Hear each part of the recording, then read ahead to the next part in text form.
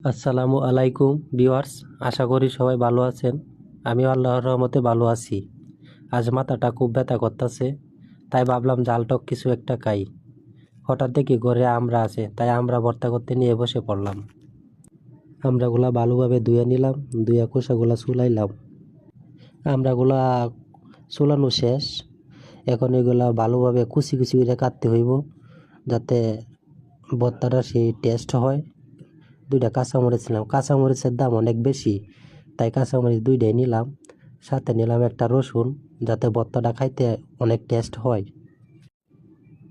আমরা কাঁচামরিচ, রসুন এগুলো আবার একটু বেশি করে পানি দিয়ে ভালো করে ধুয়ে নিতেছি, যাতে সুন্দর করে পরিষ্কার হয়।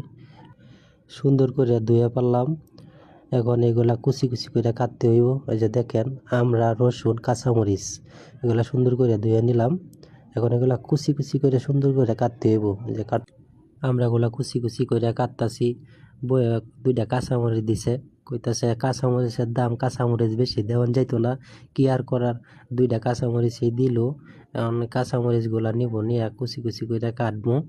আমরা কাটা প্রায় শেষ, কুচি কুচি করে। একটা রসুন দিল। বই আমরা ভর্তা করতেছি দেখে আর সহ্য হইতেছে না, আমার কাছে বসে রয়েছে আমরা ভর্তা খাইতো। কইতাছে চালু করো, আমরা ভর্তা তাড়াতাড়ি করো, আমার